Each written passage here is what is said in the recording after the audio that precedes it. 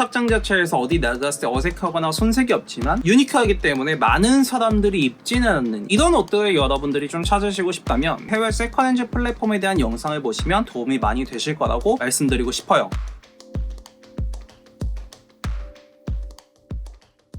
안녕하세요, 하오 김진환입니다. 오늘은 여러분과 어떤 걸 보려고 하냐면 국내가 아닌 해외 쪽 세컨핸즈 샵을 보려고 합니다. 사실 세컨핸즈 샵들의 규모도 굉장히 커졌고 개인의 아카이브 제품을 판매할 수 있는 플랫폼이나 커뮤니티도 굉장히 국내에서 좀 활성화가 되고 있죠 지금. 그럼에도 불구하고 한국에 이런 아카이빙이 있는 브랜드들의 아이템들이 들어온 지 시기가 얼마 되지 않았고 국내에서 이런 제품들을 가지고 계셨던, 그러니까 본인의 그런 아카이브를 가지고 있던 분들의 수가 사실 많지는 않았어요. 근래 들어서 더 사실 많아지시기는 했지만 아직은 조금은 규모가 작은 시장이다, 이렇게 말씀을 드리고 싶어요. 그래서 오늘 만나볼 해외 세컨핸드 샵들은 제가 저번에 국내 영상을 찍으면서 소개해드렸던 샵과 비슷한 개념이 아니라 정말 전 세계에서 많이 쓰고 세계적으로 패션씬에 굉장히 관심이 있는 사람들이 쓰는 플랫폼들이라고 생각해 주시면 좋을 것 같아요. 자주 언급했던 그레이드부터 일본의 일본 옥션이나 라쿠마까지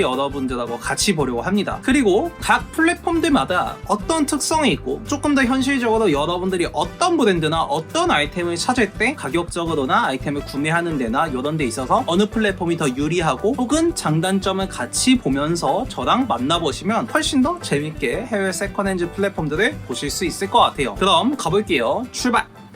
자, 먼저 그때도 얘기했지만 세컨핸즈라는 개념에 대해 먼저 얘기를 좀 해볼게요. 사실 국내에서 이 세컨핸즈라는 개념이 뚜렷하게 잡힌 게 저는 근래 한 1, 2년 사이라고 생각을 하거든요. 이제 우리나라에서 세컨핸즈라고 말하면 일반적인 중고 제품이나 혹은 빈티지 제품들을 많이 생각하실 것 같아요. 여러분들이 딱 빈티지 샵이라고 했을 때 떠오르는 이미지가 있으시잖아요. 구제라던가 혹은 여러분들 머리에 딱 스쳐 지나가는 브랜드들, 뭐 폴로, 리바이스 이런 것들을 보통 떠올리신다는 말이죠. 이게 나쁘다라는 게 아니라 사실 이런 빈티지가 많이 나오는, 정말 이렇게 다량으로 나오는 이런 브랜드가 아니라 아카이브성을 가지고 있는 브랜드를 바잉하는 샵들이 국내에서는 많지 않았어요. 아예 없었다고 봐도 좀 무방하고요. 그런데 이제 점점 국내에서 이런 아카이브가 있는 브랜드에 대한 세컨핸즈에 대한 니즈가 높아지고 이런 해외 쪽 브랜드들의 이전 시즌, 뭐 당장 한두 시즌 전이나 아니면 더 가면 2000년대 초반의 런웨이 피스나 이런 아카이브 제품들을 찾으시는 분들이 많아졌고,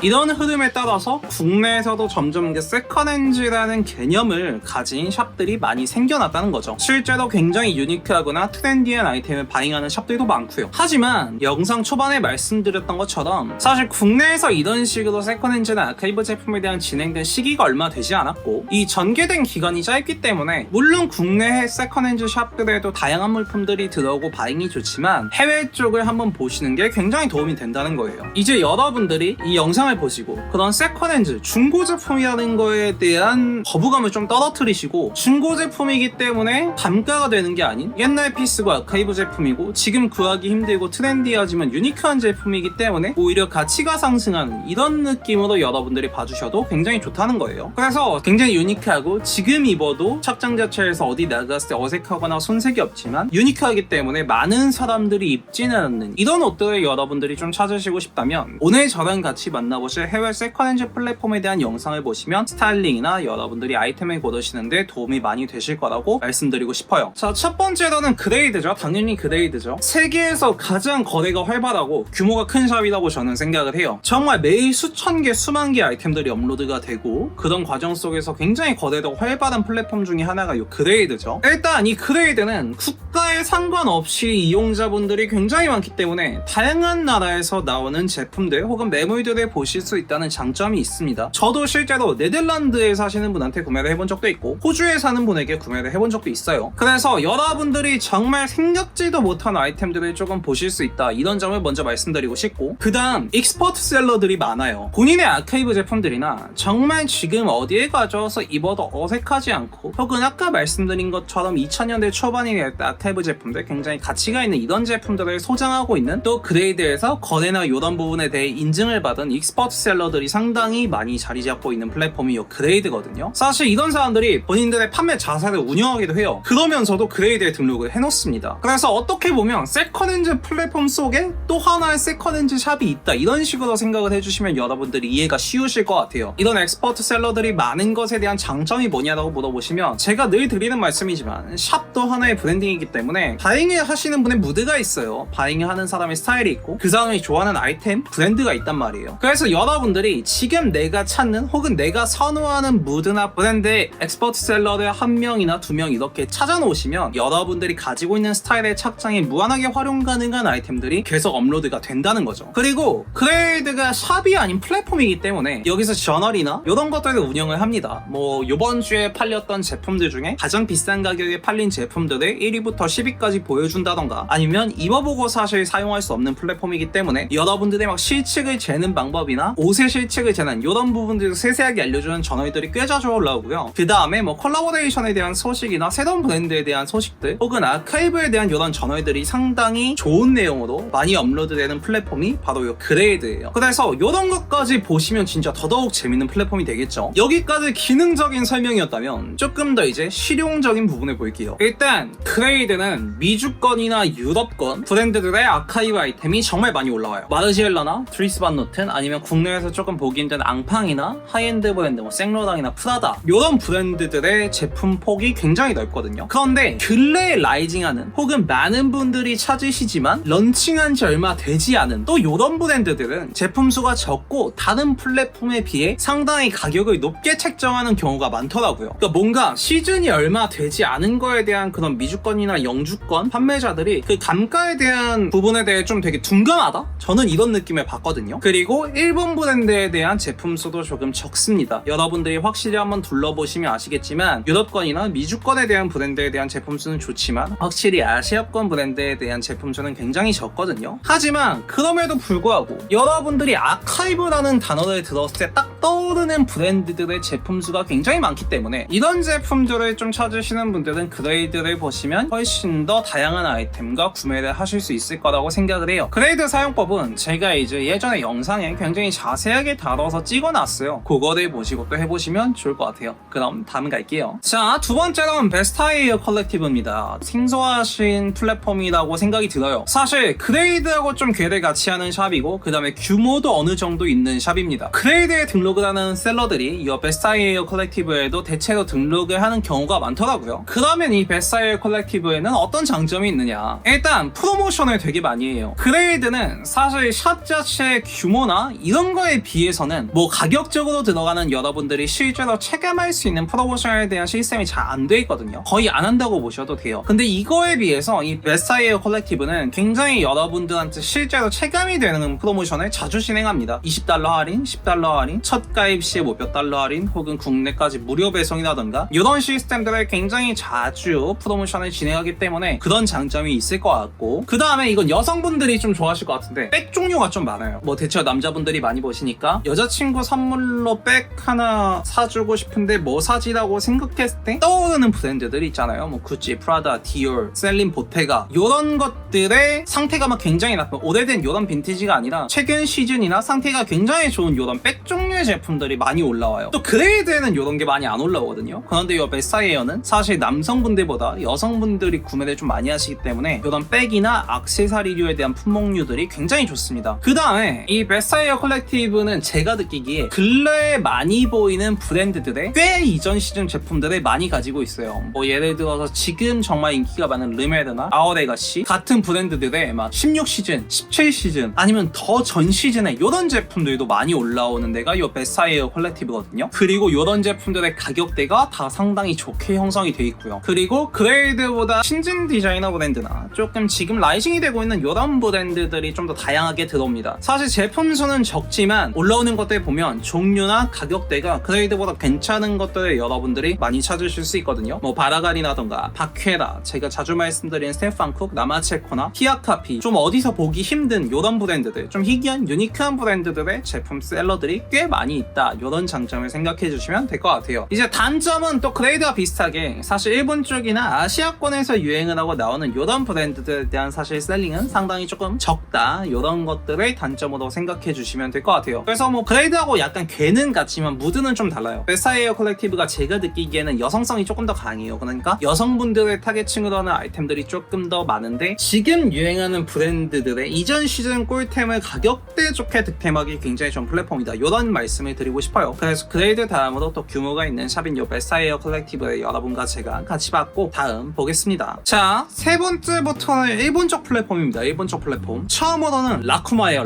라쿠마는 여러분들이 어떤 식으로 생각하시면 이해가 좀 쉬우시냐면 우리나라 이제 중고장터, 번개장터와 비슷하지만 의류 쪽의 그 비중이 상당히 좋은 플랫폼이라고 여러분들이 생각을 하시면 이해가 쉬우실 것 같아요. 라쿠마의 장점이 뭘까라고 하면 조심스러운 얘기지만 일본 쪽의 트렌드 파악에 좀 도움이 됩니다. 우리나라에도 이제 뭐 번개장터나 개인 매물을 거래하는 플랫폼들이 있잖아요. 그런데 이런 플랫폼들을 보시다 보면 상당히 자주 언급되고 거래가 활발하고 많이 언급되는 브랜드들, 그 중에서도 정말 지금 패션씬에 관심이 많고 내가 옷을 입는 거에 관심이 많은 분들이 거래를 많이 하는 이런 아이템들의 플로우가 보인다고 저는 말씀을 드리고 싶어요. 국내 플랫폼하고 똑같습니다. 라쿠마를 보시다 보면 지금 일본 쪽에서도 옷을 좋아하는 친구들이 개인이 많이 구매를 하고 거래가 많이 되는 이런 아이템들을 보시기에 굉장히 좋아요. 대표적인 예로 지금 일본 쪽에서 뭐 좀 젊은 친구들한테 인기가 많은 나마체코나 제가 좋아하는 뭐 스테판 쿡이나 썰밤 아니면 매니아층 있는 투굿이나 투네스 이런 브랜드들을 많이 보실 수 있다는 거죠. 뭐 지금 일본에서도 많은 친구들이 좋아하는 오다리, 커머리, 그라프 페이퍼 이런 아이템들은 당연히 일본 플랫폼이기 때문에 정말 많고요. 그래서 이런 것들을 파악하는데 좀 좋아요. 보다 보면 되게 유니크하고 예쁜 아이템들도 많고요. 그리고 모든 일본 플랫폼의 뭐 공통점이지만 일본 브랜드들의 가격들이 상당히 좋습니다. 되게 일본에 조금 상징하는 이런 브랜드들이 있잖아요. 뭐 꼼데가르송이라든가 주니어 타나베 혹은 뭐 언더커버 이런 브랜드들의 예전 시즌 제품이나 혹은 조금 더 아카이브성 있는 제품들의 가격대를 굉장히 좀 좋게 여러분들이 구매를 하실 수 있다는 거죠. 단점이라고 말한다면 사실 이게 일본 플랫폼의 특징이에요. 일본이라는 나라 자체가 조금 본인들끼리 그런 패션 시장이 내수 시장이 잘 돼 있기 때문인지는 모르겠지만 그 해외 쪽의 해외 배송 시스템이나 그 가입 자체에서 자국민이 아닌 외국에서 들어오는 인원들을 조금 되게 기피하는 경향이 있거든요. 실제로 일본 판매자들하고 조금 이렇게 얘기를 해보면 되게 그 해외 배송에 대한 인식이 당연하지가 않아요. 그러니까 미국에서 내가 사고 싶어 이런 내가 페덱스나 DHL로 보내줄게 이게 되는데 또 일본 친구들은 그런 게 좀 없더라고요. 그래서 되게 자국민이 아니면 구매가 좀 힘들게 돼 있다 이런 단점들이 있는데 사실 일본 플랫폼들은 그렇기 때문에 일본 쪽의 구매 대행을 여러분들이 사용하시는 게 가장 조금 현명하신 방법이라고 말씀을 드리고 싶어요. 뭐 사실 구매 대행에 대해서는 제가 영상으로 좀 다룰까 했는데 사실 초록창에 검색하시면 굉장히 많은 분들이 지금 진행을 하고 계시고 가격 흥정이나 이런 부분까지 다 세세하게 케어해 주시는 분들이 많기 때문에 이런 것들은 초록창 한번 보시면 여러분들이 더 도움이 되실 것 같아요. 그리고 위에서 소개해드렸던 그레이드나 베사이어 컬렉티브와는 또 반대로 이런 뭐 하이엔드 브랜드나 이런 쪽 브랜드의 아카이브 제품들은 좀 약해요. 아이템 자체가 좀 약한 것들이 많고 그래서 여러분들이 좋아하시는 무드나 브랜드나 이런 색깔들이 있을 거 아니에요. 그 색깔들에 맞게 앞서 소개해드렸던 뭐 그레이드나 베사이어 컬렉티브나 지금 소개해드리고 있는 라쿠마나 이런 것들을 잘 선택하셔서 여러분들이 내가 원하시는 아이템들을 보시고 이렇게 하시는 게 가장 좀 효율적으로 이런 플랫폼들을 사용하는 방법이라고 저는 생각을 해요. 다음 갈게요. 자, 네 번째로 1옥인데 1옥은 사실 이용해보신 분들은 많지 않으셔도 들어보신 분들은 많을 거예요. 일본 옥션이죠. 사실